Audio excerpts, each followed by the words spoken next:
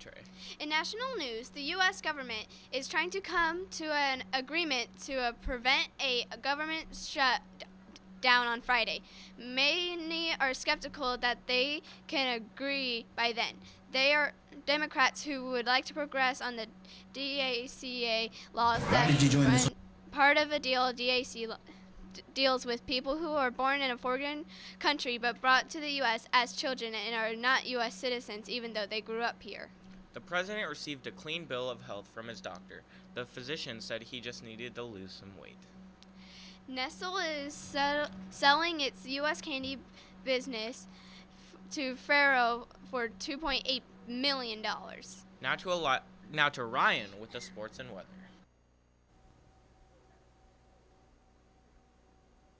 Last night, our boys basketball team played against Guyon Creek. The 7th grade team lost, but the 8th grade team won yet again.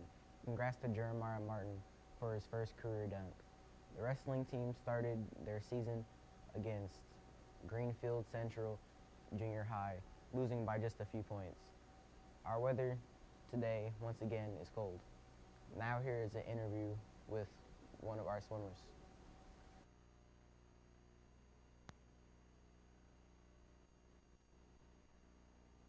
Why did you join the swim team? To swim and compete. How many meets do you have in a week? Like 2. What is your favorite kind of stroke when you swim? Like freestyle. Do you enjoy being on the swimming team? Yeah.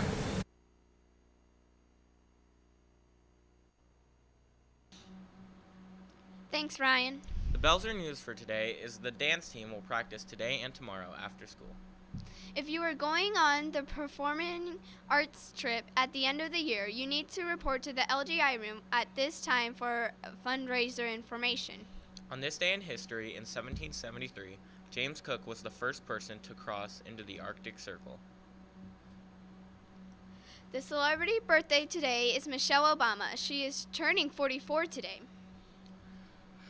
The joke of the day is, can a kangaroo jump higher than the Empire State Building? Of course it can. The Empire State Building can't jump. Here's Mr. Harsha with the rest of your morning announcement. Good morning, Bruins. I just have one more announcement. Teachers, as we did send out an email, we have a number of late buses coming in this morning, so please be patient as students get in off the bus. Also, I want to give a reminder to our students. Our tardies for second semester started over on the first day of this second semester, and we have been tracking those just as we have all year long. And I want to remind everybody that the expectation is that you're getting to all of your classes on time. We've given every student 5 minutes to transition between classes, stop at your locker, use the restroom, get a drink of water, whatever you need to do in that time frame, and make sure that you're getting to class on time.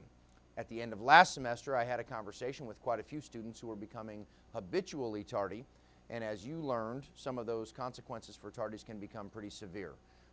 We also are going to continue to encourage the students who are doing exactly what we want them to do by issuing hero points for getting to class on time, being responsible, doing what you're supposed to do.